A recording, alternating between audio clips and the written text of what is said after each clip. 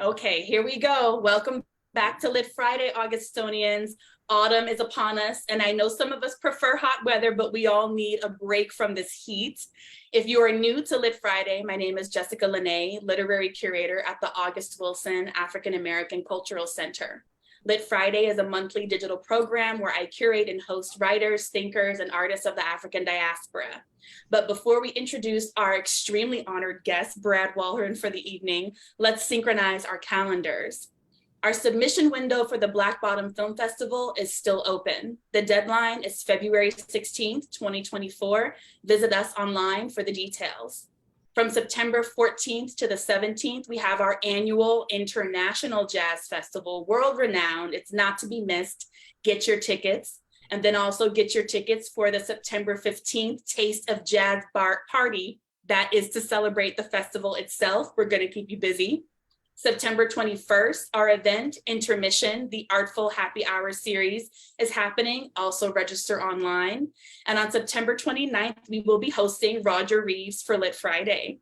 September 29th to October 1st, in partnership with Pittsburgh Ballet Theater and Hazelwood Local, we have Open Air, a series in celebration of performing arts. But tonight, we are honored and thrilled to welcome poet, author, filmmaker, mixed media conceptual performance artist, and activist Brad Walrond. Brad's poetics, performance, and multidisciplinary work interpolates between virtual reality, identity formation, and human consciousness at the intersection of race, gender, sex, and desire. By amplifying and interrogating the great power and contradictions inherent to identity, Brad aims with his work to provoke futurist explorations of how we co-create historical, remembered, and imagined time. The urgency that suffuses Brad's work the energy that suffuses Brad's work interrogates the great power and contradictions inherent to identity and asks how we can cultivate habitable futures worthy of the common and conflicting threads of our human inheritance. Walrond's forthcoming debut collection, which we're discussing tonight, Everywhere Alien, on More Black Press, an imprint of Harper Collins, locates the author's own Black queer exploration of the world and how these experiences map onto the discovery of co-occurring and overlapping art and resistance movements among New York City's underground communities. Communities like the New Black Arts Movement, the New York Ballroom Scene, Black Rock Coalition, underground house, dance, and music community, and the Black queer political arts and activist movements that are native to Brooklyn, New York, and currently resides in the Bronx. Brad began writing and performing at the age of 24 when commissioned to participate in a theater production curated by Harry Belafonte. One of my questions is about that story. And Brad soon became one of the foremost writers and performers of the 1990s Black arts movement centered in New York City. Brad's poetics and praxis have taken him across the country as far as São Paulo, Brazil, and Taipei, Taiwan. Welcome, Brad. We cannot wait to hear you read from Everywhere Alien, and we appreciate you making time for us. Thank you. Welcome, everyone. I'm honored to be here in conversation with you. I'll start reading. I'll read a few things, and then we'll just jump right in. I'm going to go away so everyone can focus on you. Yes.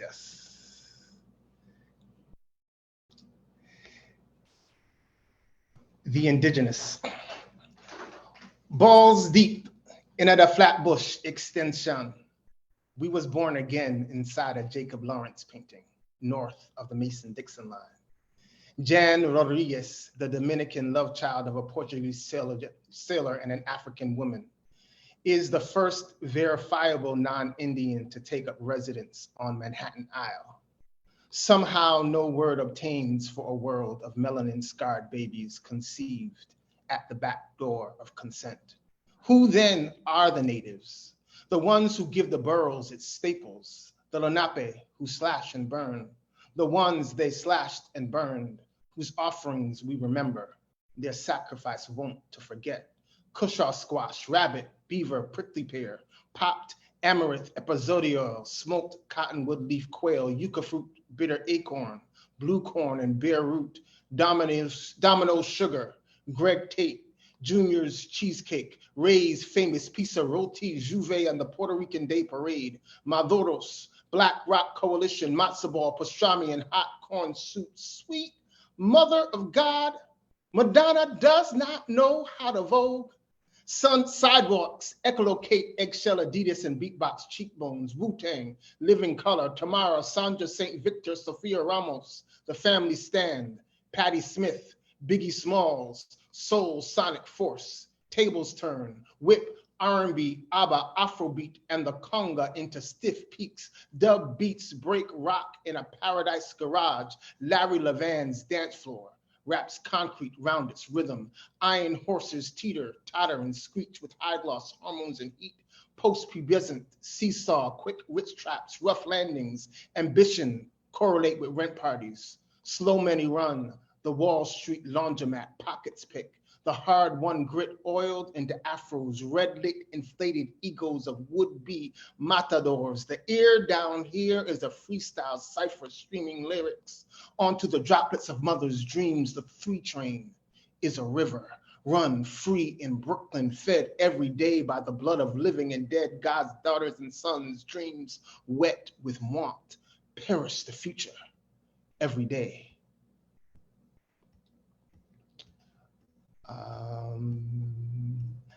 I'm gonna read the eponymous poem, Everywhere Alien, and then I'll finish with a poem called Amphibia, which is lifting up Breonna Taylor.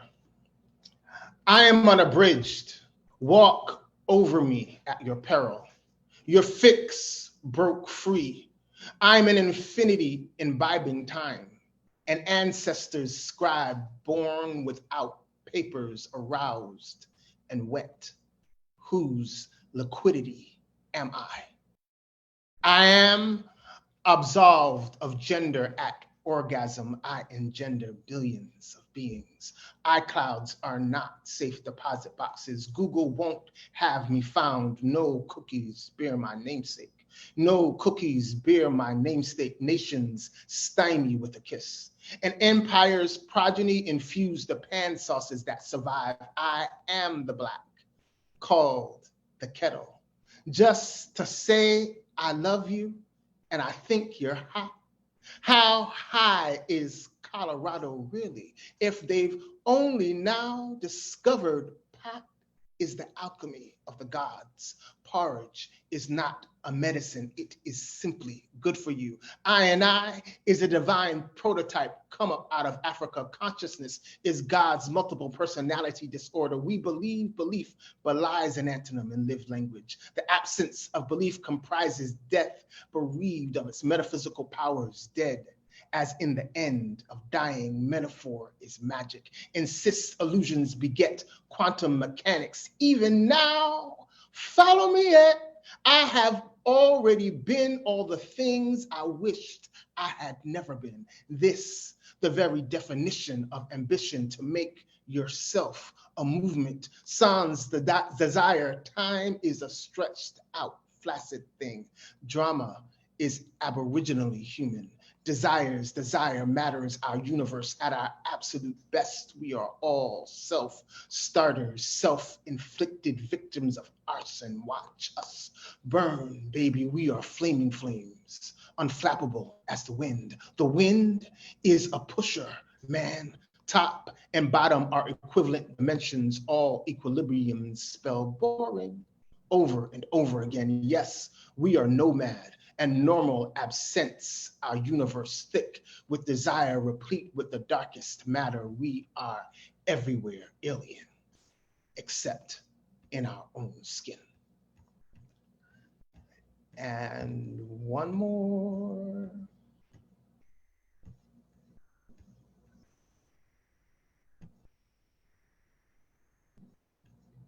It's coming.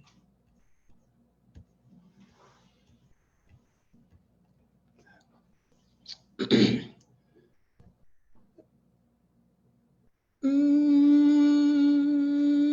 put a spell on you. This grooved soprano, a saline well. The ghost sanctify in sackcloth and ash, patient as dolls swaying in cipher, holding court, holding breath, waiting for the services to begin. The water is always troubled here. Somebody always falling in something wet. Swole, brown, tilled must encourage the bodies through to the other side. Amphibia is the only precondition answered in Black prayer. I put a spell on you. There is a bayou swum in broken bones. This kind of snatching only returns bloated things. It is not that we are well.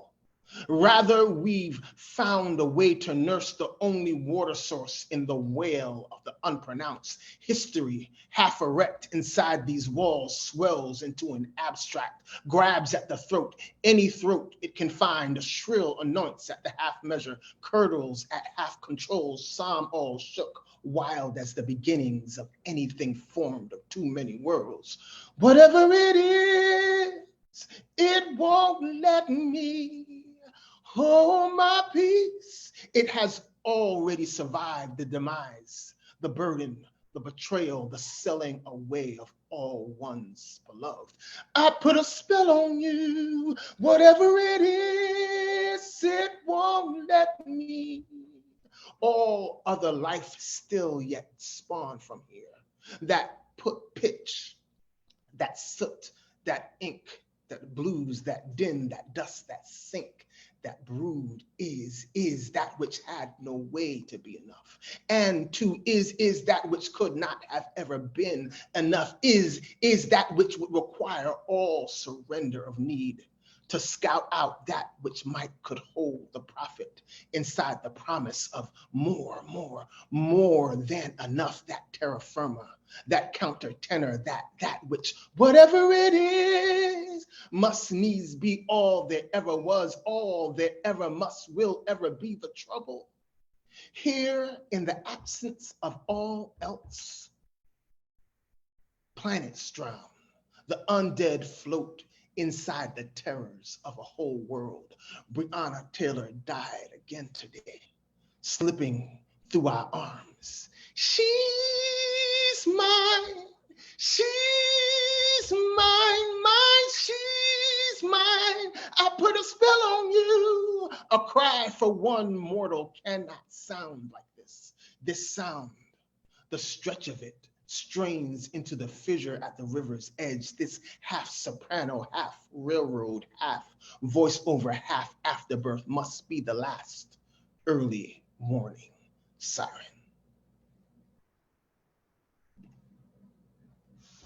Thank you so much. That was beautiful.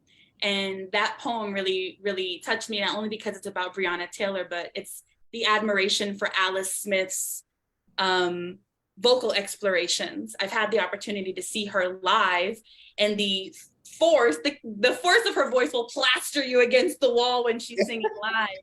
What made you bring these two women together for this particular tribute? I was part of a program.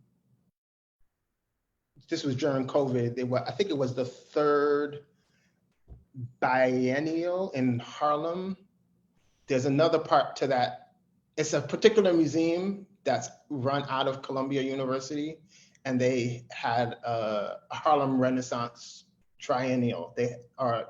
So I was part of that program, and we were asked to look at some of the works and then basically write to them. And so I chose, that was my first exposure to her. And so it's a short film called Black Betty that's in response to. So, and maybe it's literally what you just described about her voice, you know, and doing that in the moment where the Breonna Taylor verdict came in. I think it's that all the grief, the travail, the history, the survival, the resilience that is inside that voice, I think made me pair that with the transcendent impact of what we're facing in real time and who Breonna Taylor has to be. There's also a vocal range. I mean, not only in your singing, right? That kind of matches the depth, right? It's kind of like the alto 2, that difficult space that Alice Smith blows apart and Nina Simone blows apart.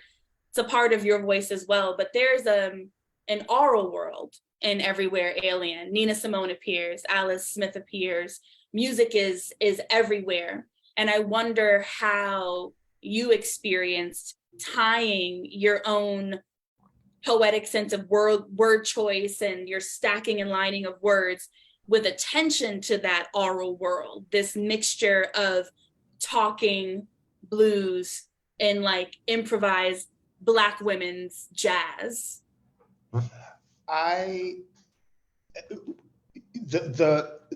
idea behind the books is centering my lived experience. So coming to poetry literally in the space at the Sunday Tea Party, which was one of the 2 significant venues in Brooklyn. The Brooklyn Moon was across the street. The Sunday Tea Party was open mic and then house music afterward.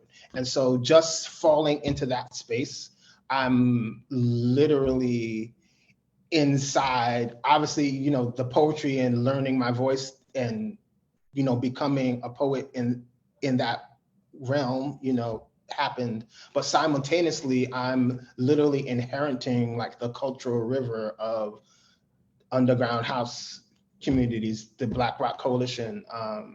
And so for me, they're not really separable, the word, the page, the music, and then learning about oneself and the world through a lived soundtrack. There's so much annals of data that you collect inside you that literally they're not possible in any other way. You know what I mean? Like, you can't really go to the book and read everything and then think that you know what this is. You know what I mean? So I think that these things are not separable to me. So. No, I was in New York recently, and as soon as I got off the plane, I think I heard Juicy in the airport in LaGuardia. I heard Juicy when I was trapped in traffic and the windows were rolled down in the Uber. I heard Juicy when I was on the train because someone didn't have their headphones plugged in. And I was talking to my friend and I was like, I keep hearing the song. And she said, Biggie is summer. Summer is coming. And it kind of reoriented me because I remember my experience living there, and you're right, like Biggie is summer, right? Like Jay-Z is winter. There's this kind of quality of like the invocation of like a season, even in the hip hop, that's kind of stage setting in your own restructuring of the world that you're talking about. And as a writer, it takes quite a bit of effort to deconstruct your memory, your autobiographical memory into atoms, right? Literally like atomic parts, and then reconstruct it in this kind of artistic form. And I'm wondering about the emotional quality of the task that you put yourself to here. It is all openness, I will say. I had to be in an extendedly vulnerable place for an extended amount of time to do this work.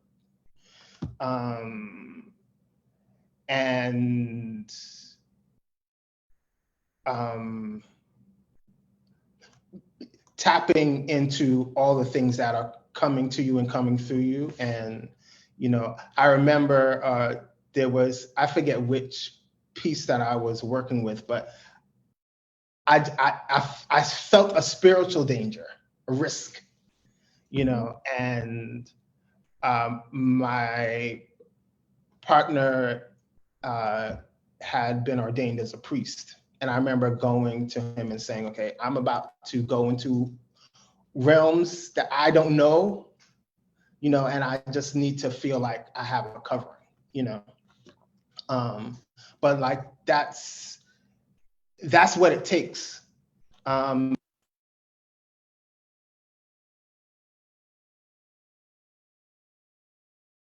Your sound went out, Brad. There you go. You're going in.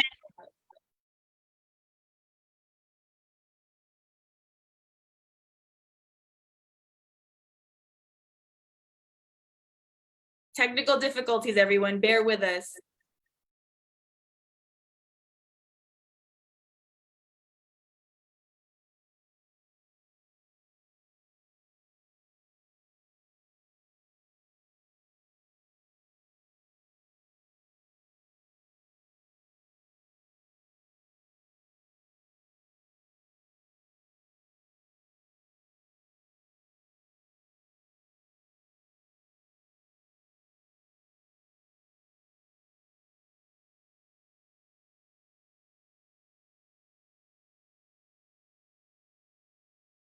We're having technical difficulties, everybody.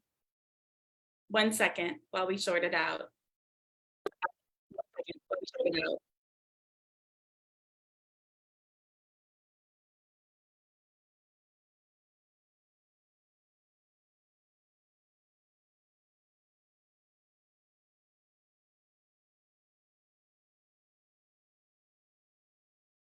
So I do have a poem that I was going to ask Brad to read if he did not read it, and it's called Cyborg Heaven.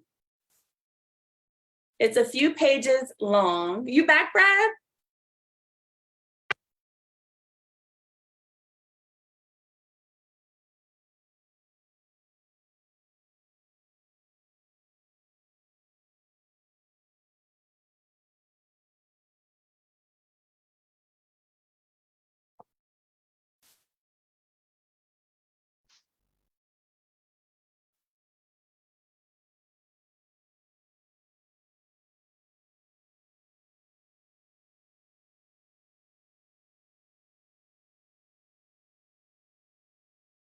So while we're sorting things out,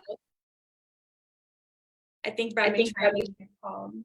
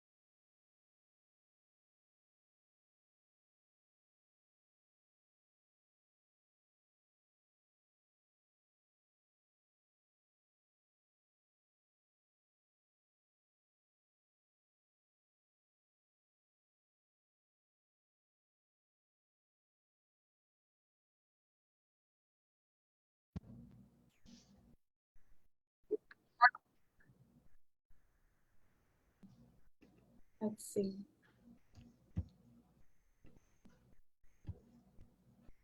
Brad? Yes. Yes, now. Eshu's busy. I can't see you, so I don't know where you are. I'm here. We can hear you. I can hear you and see you though. Okay, so we'll just go with that. All right. Do you remember where we were? I'm so glad you're back. I was getting ready to read Cyborg Heaven, but I'm gonna let Brad read it a little bit later on when I make my special request. But one story I do want to hear is the story about Harry Belafonte inviting you at 24 to work on this production. That's a miraculous event. It's in your bio, and it's definitely like a life mile marker. That's wonderful. So it's literally how I started writing. So I was I was a minister. No, I wasn't the minister. I was a youth minister at a church in Brooklyn, Southern Baptist Church. And those are many worlds ago, but I went to Bible school, and then I found this church and became a part of it. And along the way, the musical director, Harry Belafonte's musical director, when he would go on tour, became our minister of music. So wow. He and I would literally have so much time after church talking about ministry, art, you know, all these things. And so the pastor had a vision for it must have been a month-long revival in a sense, but culminating in a cultural program. So I'm in the car after church one day with the minister of music, and he's like, okay, we're doing this full production. People are singing, right, doing, you know, theatrical stuff, whatever. I was like, I don't know what you're gonna do, but I know you're gonna do something.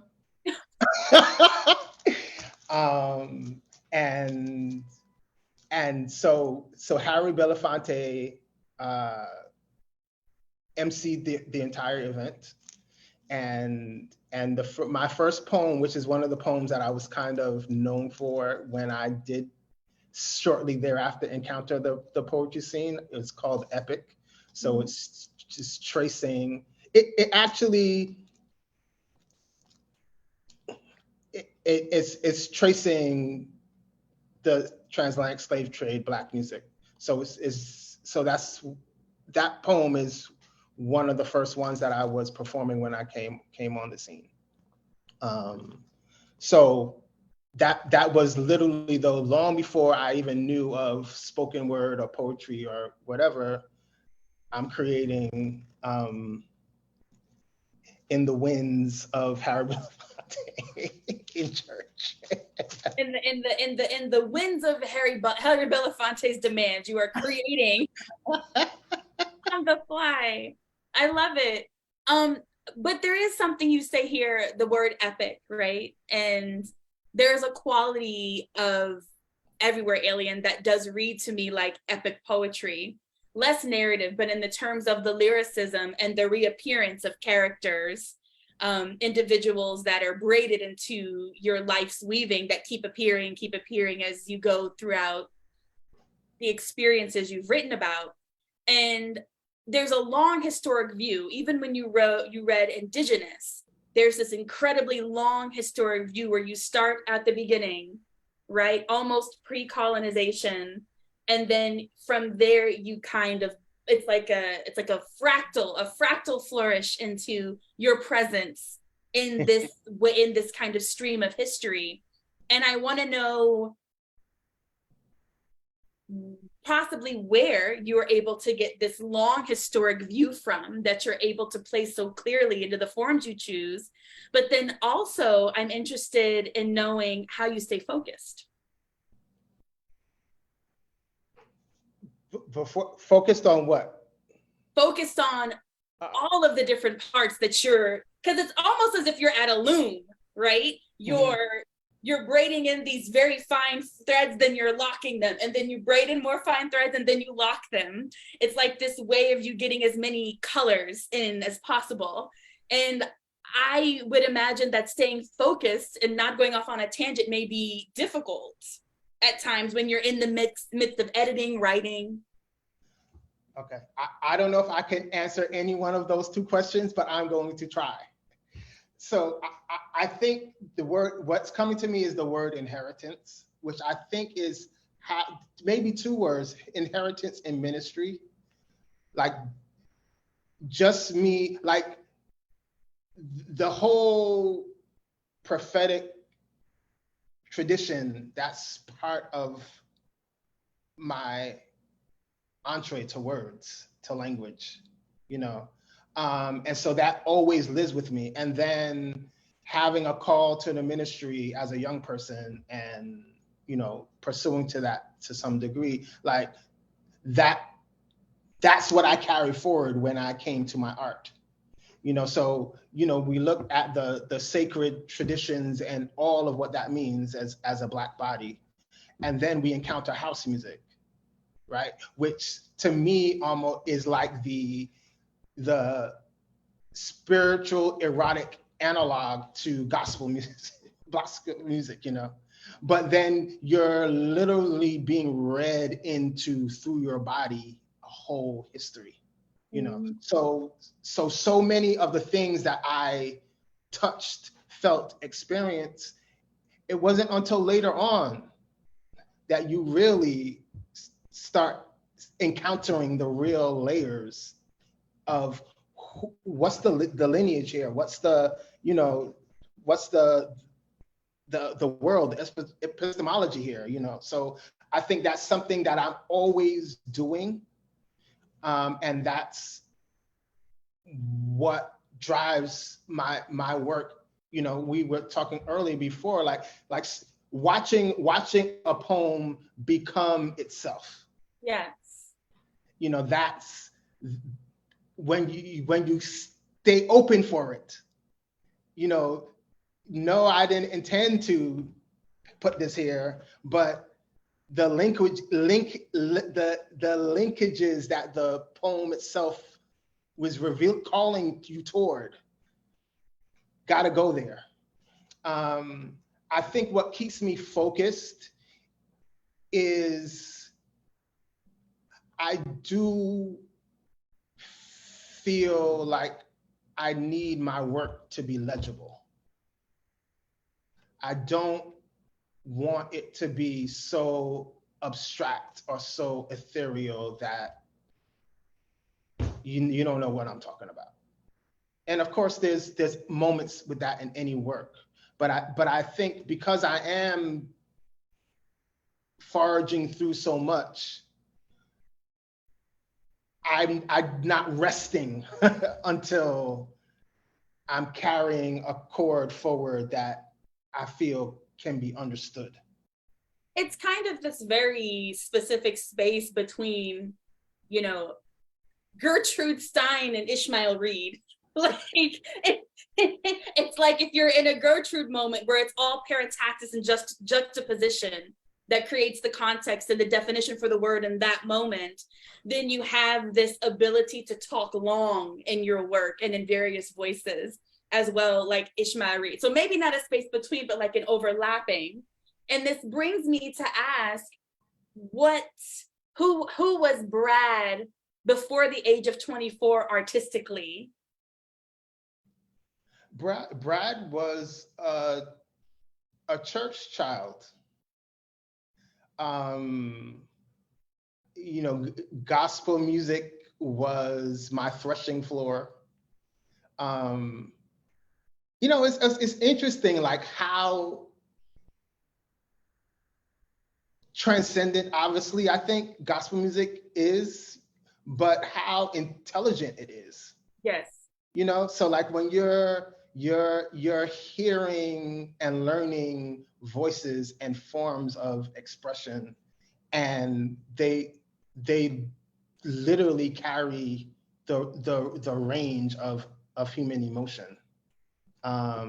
So I think there's a way in which I, you know, took in my musical world and extended, of course, through R&B and pop music, that perhaps was the formative creative self of Brad Walrond.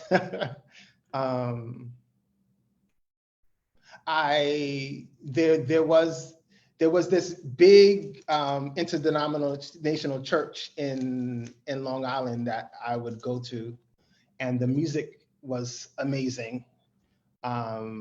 And they had an annual cantata, and there was a piece, I forget the person's name, but he was reading it, theatrically. And I learned that piece, and then people would ask me to perform it a lot. So I remember being with my younger sister in Florida for a while, and while I was writing Everywhere Alien, and I was talking about channeling and da-da-da, and she's like, you act like this is, Brad, that's what you've always been doing. And it's just like, there's ways in you that you can't fully imagine who you are and what you're doing unless someone kind of reflects it back to you to help you connect. Like, yeah. And that's one of the worst parts of gatekeeping when you're an artist. It's people refusing to reflect you back to you. So you're always uncertain of what you're doing. So you can't mobilize it at your own will, right?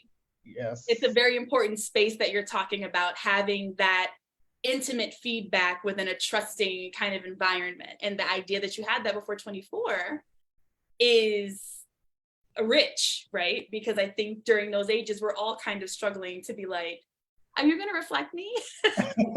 Are you my friend? But I also think about the quality of collage, mosaic. I kept using the word atoms, like to atomize something, like to blow everything apart to make it clearer, like reflections across confetti is what Everywhere Alien feels like. And it makes it clearer somehow. And I want to know what your writing process is like. What steps do you go through when the poem touches down? Do you keep your writing desk a certain way? Do you have a certain process that you go through? Just very like the mechanical description of what it's like when you have incoming. So there is no ritual. And I think for me, it has to be anywhere. So before I came back to my creative work, I had no social media presence whatsoever. Mm-hmm. To the point where it would, except maybe a Facebook page, but then it would literally stress me out on my birthday when all of a sudden you get these flood of messages. It was like, it's like, am I supposed to respond to every, but it wasn't until it's like, okay, I'm going to be creating again. I'm opening myself back to my creative universe. So this is what you do now. You go online. So it was very instrumental. But Instagram became an archive of all the incomings. Like it might be a map for, like when I was speaking before about being vulnerable for an extended period of time, that's every day, all the time. And, pushing those pieces out, and, so then, I started writing some work, but then I would go back through and then grab things and then start letting them become who they are, So I think it is that kind of openness and spontaneity Mm-hmm. that, made this work possible. And the time travel piece, which is like an epic poem linking, the kernel of it is looking at the Mike Brown verdict. Mm-hmm. And them coming to read and saying that, they're going to be given the verdict, and then it's getting later and later into the night, and you're looking at them like, don't you know that? I mean, it's 2000. Don't you think we see what, what I'm saying? So, that taking it back to a slave ship and where, below deck, hearing them talk, that's kind of what came through. But the seed of that long poem came out in 2 days. Wow. Now it's 2 days, right? And it's years literally of mining, reworking, but I do say that you begin to learn the levels at which you're creating, and that it's all not the same level, and some things literally are downloaded to you. And I always say, for me, that is what keeps humility close.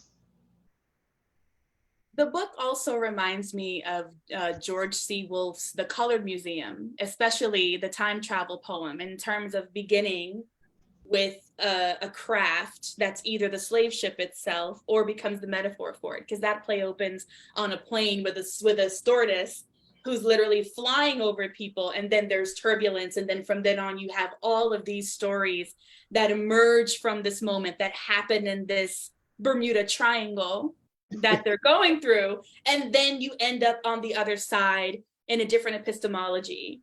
And for me, when I think of like Blackness and what Blackness does, I think of epistemological exploration, right? Throughout all of our history, we've always been extremely philosophical, which is why it's become our task in the United States as poets, theorists, to kind of break it down and be like, no, I know exactly how this was built, right? Mm-hmm. And this is what it is. So I'm wondering how because you also mentioned Jose Esteban Munoz, a Cuban performance theorist and queer of color critique theorist. And I would like to know how this idea of an epistemology or the theoretical appears in the structure of your poetry.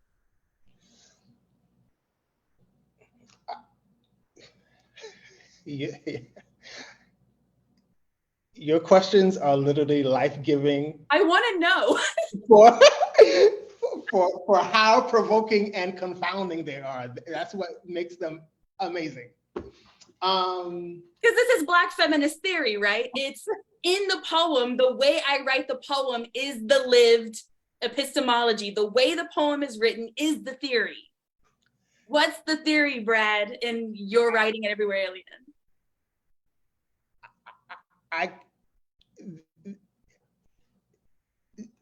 Time is a strange simultaneity.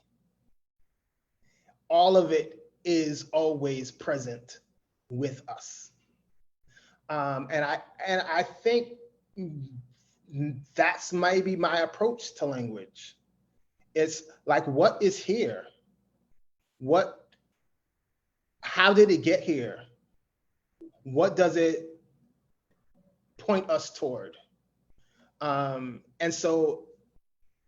to your point, I think down to a word or two words together, like how they can literally invoke 5 worlds. So I think that is never not with me when I'm writing. And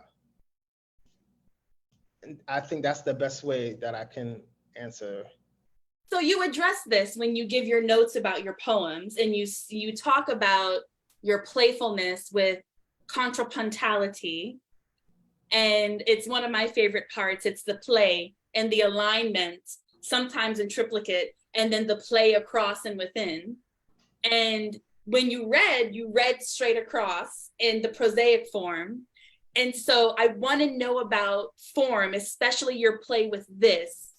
And after that, I'm wondering if it's possible for you to find one of those sections and read it for us again outside of the prosaic.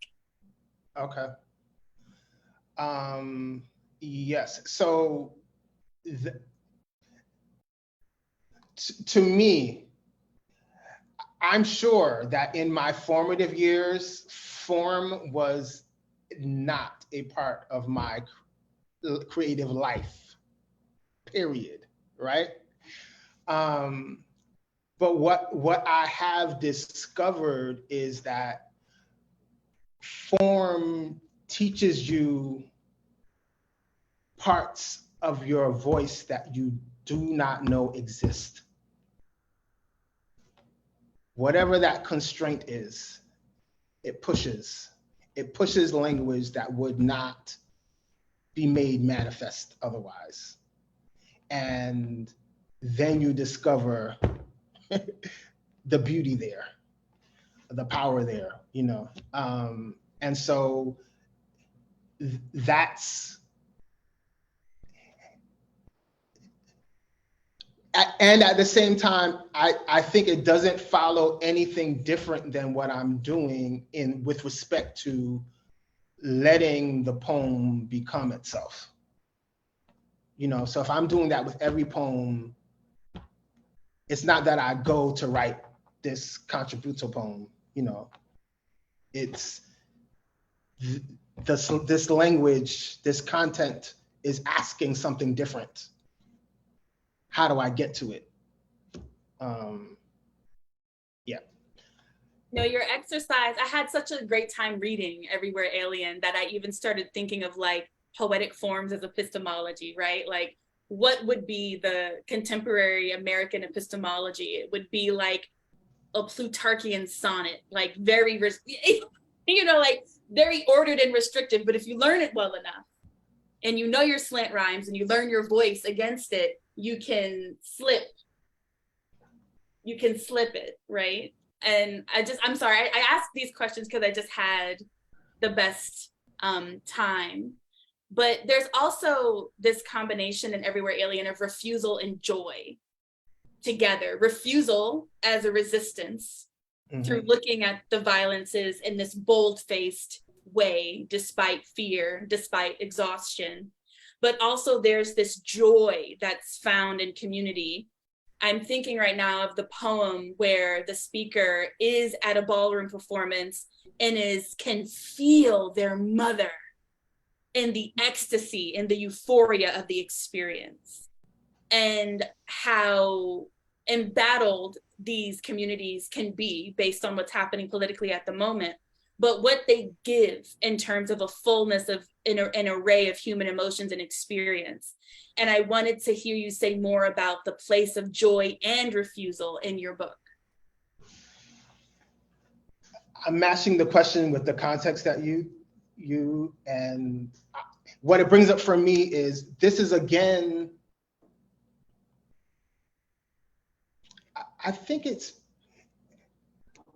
if it's not before I was definitely writing, it was very close to it. But Donald Woods, who was a seminal creative and activist person, artist, writer, activist, creative person during the HIV/AIDS pandemic and died of AIDS, he was my mom's best friend's son.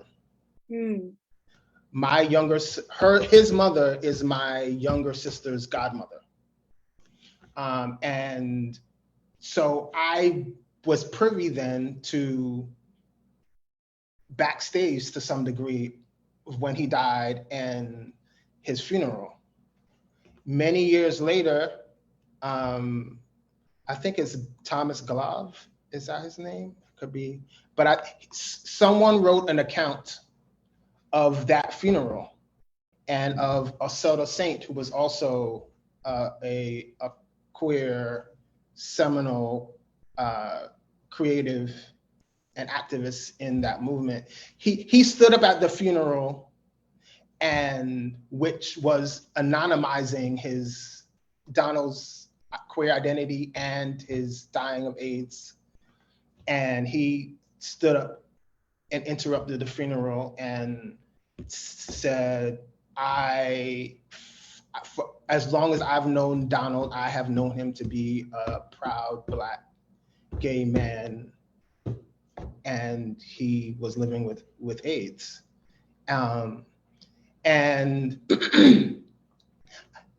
I think it is, so maybe right there, right, is a recipe for how I live through language. Because how much of the future was in that present that I wouldn't understand or know till later?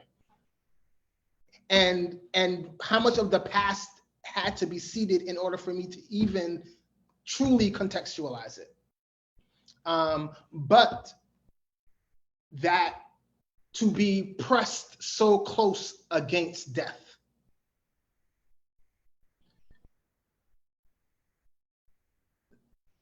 That is Blackness.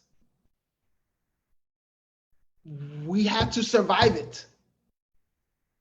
And so I think calling forward for even in the most abject horror, the cord, the string that you can reach toward, to hold on to tell some portion of your understanding, to hold some portion of the grief and pain, but also insist that now matters. Living life has to be something. And maybe that's the joy that comes together, that there's an insistence that the facts matter, but the facts cannot control the architecture of my humanity. Mm-hmm. They cannot dictate the terms. Yeah. And then there too, just like there's this rubbing of refusal and joy, there's also this rubbing between grief, sensuality, and sexuality. And throughout Everywhere Alien, they seem to invoke each other almost like in a breath.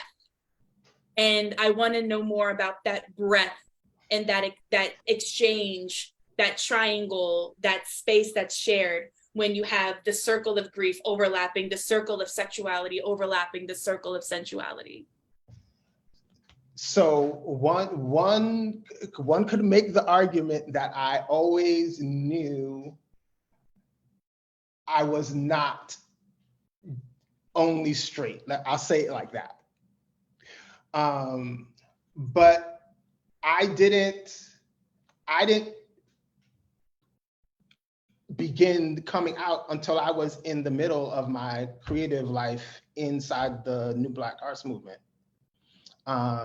You know, and that journey had so many layers. But in this work, you know, when I speak about these movements, so it's just like I'm part of the New Blacks movement, so I'm onboarding my contemporaries, Jessica, Mose, Saul, Michael Ad, you know what I'm saying, everybody. And the hip hop and the Black Rock Coalition, the avant-garde, you know, I'm onboarding all these things. I'm becoming part of a house dance community, right? And then I come to a point internally where, okay, I'm part of this amazing universe. The friendships, the beings that I am exchanging with, you know, it's in my mind, it's like, okay, but I'm not dating anybody. You know, I need other venues, you know, and so I had to start going to gay clubs, right? To perchance reenact a world like this there. And so there's these things that you carry forward, but then you also feel like you have to hold back or you have to leave behind in order to be in this space. And then you learn and onboard all the things that are there. And then I encountered public health through a friend who was working at the Minority Task Force on AIDS in Harlem. And he was like, there's a healthcare educator job. I just encountered him on Christopher Street. And I wasn't looking for work then, but the salary was like, oh, that's like a good chunk of change more than I'm making. Let me just go, you know? So then, you know, within 2 years, I'm director of education at Minority Task Force on AIDS. So that's where my formal onboarding into the the part of the poetic movement that is truly chronicling queerness and HIV/AIDS and identity and all those things, as well as the ballroom community. So Everywhere Alien is centering all of those contrapositions, all of those moments of finding and losing and trying to hold on, trying to carry forward, trying to grieve while you're living. You know, it is that is Everywhere Alien. You know, so. And I will say that the reconjuring and the restructuring of the worlds, the overlapping of the worlds and communities you're talking about was so impactful. It spread to the most like unlikely of places. The first writing workshop I ever had in New York was with Stacey Ann Chen at Casa Azul in Harlem before it closed. So those relationships that you all cultivated, like, brought so many more people into just the craft itself. And so it's like, has its own testament in, and I think in a lot of people's lives, and they'll come to it eventually, like you came to yours. So we have a 3-minute warning where we're gonna go a little bit over because I want you to read something, but I also have another question. Okay. So one thing that also came to mind when I was reading Everywhere Alien and the phrase Everywhere Alien, in my mind, I was thinking, you know, Everywhere Alien sounds like Eshu, sounds like Elegua, sounds like a praxis, right, for creation, because it always has the element of surprisingness. And if we think about that energy of Eshu or Elegua, what we're thinking about is a force that complicates the very act of making a choice. It's not the choices, it's how you make them, right? That becomes that essence. And there's this interdisciplinarity and this play that's related to that energy. And I wanted to ask you about that transformative aspect within your interdisciplinarity, but also like in Everywhere Alien itself, as it relates to like this energetic kind of force that messed up our camera earlier.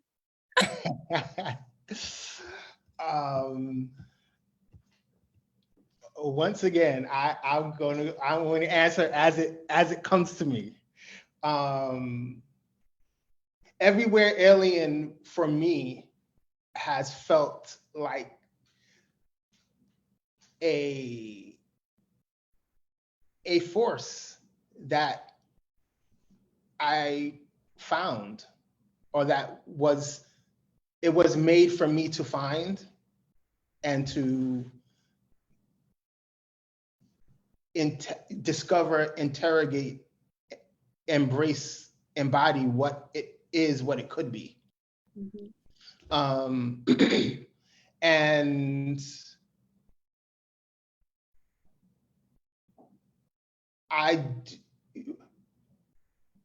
but besides the concrete element of, you know, we're all intersectional beings and there's venues and praxis that invite parts of ourselves and inhibit others, and discovering what that could mean. I think part of what my learning of it has been is we live in a world that has disassociated from our common origin for whatever reasons, you know. So we, as a species, we woke up inside a being that the world has come to describe as a Black woman. And yet we have the phenomena of white supremacy that insists that somehow they didn't come from that, or that doesn't belong to who they are. And so I think one of the governing tensions is to situate yourself inside of Blackness for all the things that it could plausibly mean, but also sit it next to how does a civilization hold this? A civilization that is not just Black or doesn't necessarily understand itself to be Black. How do they hold it? Why, or how could they come to the knowing that they need to know it, just like I need to know it?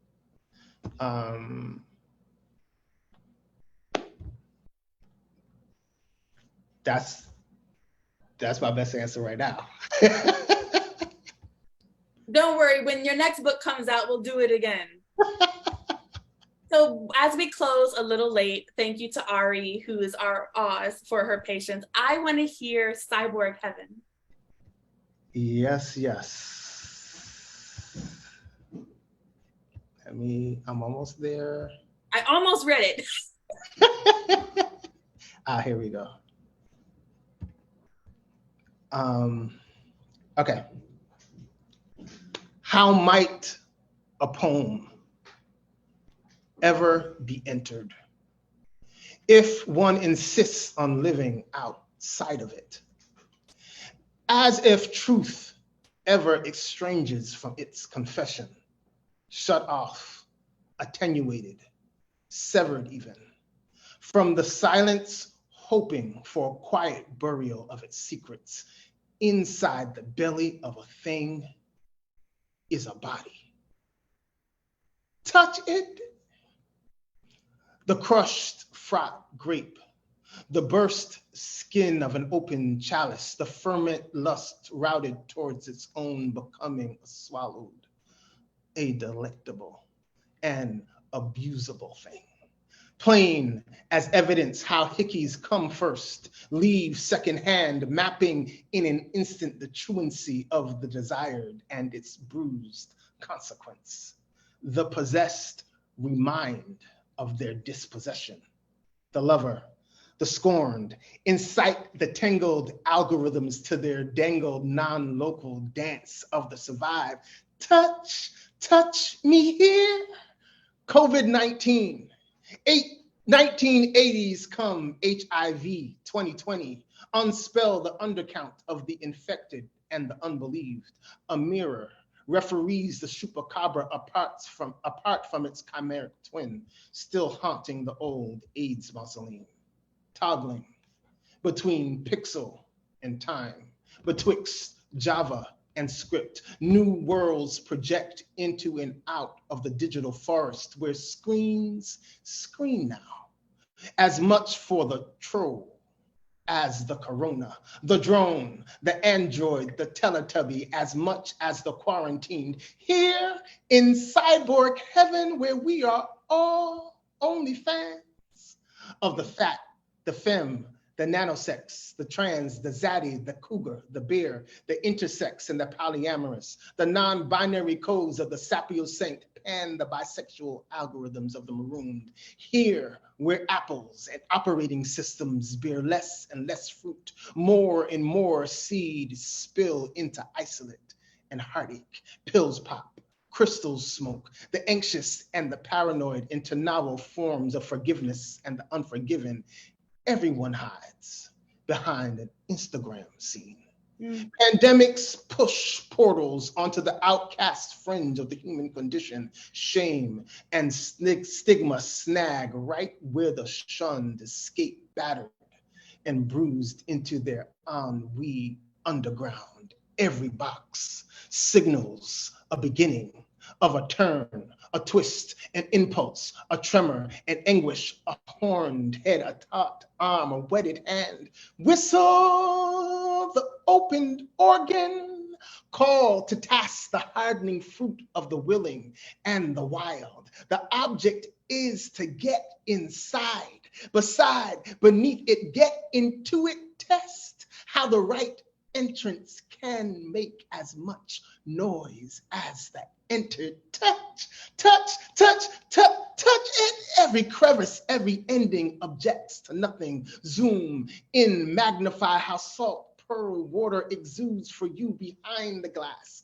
in front the screen, in opened ear. Don't it move you into your want? Emulsified, trigger, reflex, unfold before intent attends to any theory of mind. Touch, touch, touch me, please. I am it, and it is not me. Blood belongs and unbelongs to the viral, the virile, the vile, the live stream clings and unclings to the breathy contour of its own ecstatic partition. Tunnels, tides, tubes swell their miasmas into the surrounded ear. Our insides bear the implicit need to be touched, to be held, to be nursed by the enveloped suck of hot tongue and recycled wind. Touch me, please. The box, the unboxed, the bruised, the belonged, the looked over, the overlooked, the puddle, the oasis, the pond, the breeding ground for the succumbed and the spawned,